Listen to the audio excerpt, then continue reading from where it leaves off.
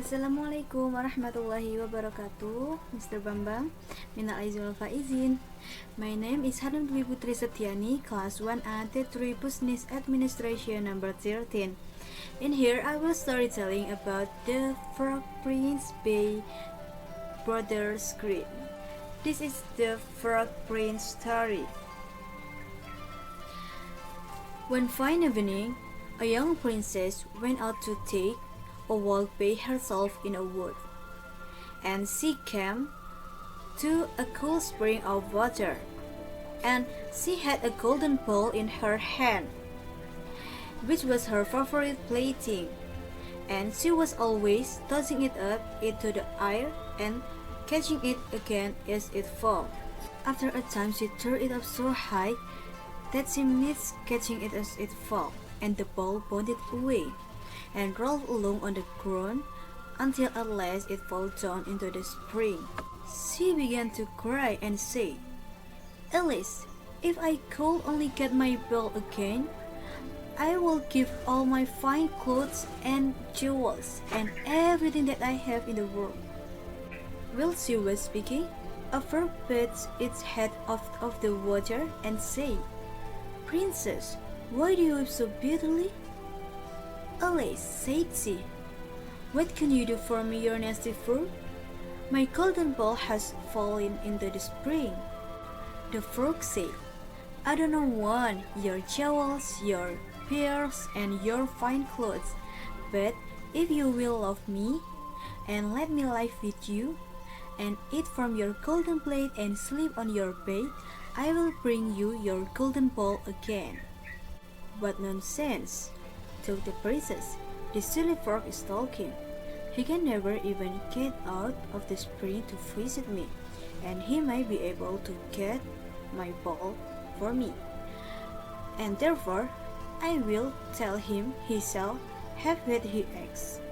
So she said to the frog, "Well, if you bring me my ball, I will do all your eggs." Then the frog put his head down and dipped deep under the water, and after a little while he came up again with the ball in his mouth and threw it on the edge of the spring. As soon as the young princess saw her ball, she ran to pick it up, and she was so overjoyed to have it in her hand again that she never thought of the frog. The frog called after her, "Stay, princess, and take me with you as you say," but she did not stop to hear a word. The next day, just as the princess had sat down to dinner, she heard a strange noise as if something was coming up the marble staircase. And soon afterward, there was a gentle knock at the door, and a little voice cried out and said, "Open the door, my princess dear. Open the door to title love here. And mind the word that you and I say, by the fountain cool in the greenwood shade." Then princess ran to the door and opened it, and she saw the frog. The king, her father, saying that something had frightened her and asked her, "As you have given your word, you must keep it. So go and let him in." And she did so, and the frog hopped into the room, and he came up close to the table where the princess sat. "Pray leave me open care, and let me sit next to you," said he to the princess. As soon as she had done this, the frog said, "Put your plate nearer to me, that I may eat out of it." This she did, and when he had eaten as much as he could, he said, "No, I am tired. Carry me upstairs, and put me into your bed." And the princess took him up in her hand and put him up in the pillow of her own bed, where he slept all night long. As soon as it was light, the frog jumped up, hopped downstairs, and went out of the house. "No, then," thought the princess, "at last he is gone, and I shall be troubled with him no more." But she was mistaken, for when night came again, she heard the same tapping at the door. The frog came once more and said, "Open the door, my princess dear. Open the door to thy true love here, and mind the word that you and I say, by the fountain cool in the greenwood say." And when the princess opened the door, the frog came in and slipped upon her pillow as before till the morning broke. And the third night he did the same. But when the princess awoke on the following morning, she was astonished to see, instead of the frog, a handsome prince with the most beautiful eyes standing at her bed.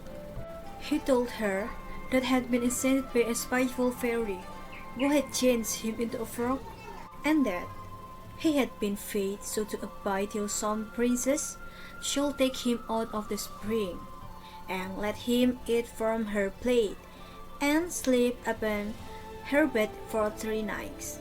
"You," said the prince, "have broken his cruel charm, and now I have nothing to wish for but that you should go with me into my father's kingdom, where I will marry you and love you as long as you live." The young princess, you may be sure, was not long in saying yes to all this, and as they spoke, a brightly colored coach drove up, with a beautiful horse, tickets with plumes of feather and a golden harness. They then took leave of the king, and got into the church with a horse, and all set out full of joy and merriment for the princess' kingdom, which they reached safely, and there they lived happily a great many years. And yes, this is the Frog Prince story. The lesson that I can learn from this story is 1. We must not underestimate the abilities of others. 2.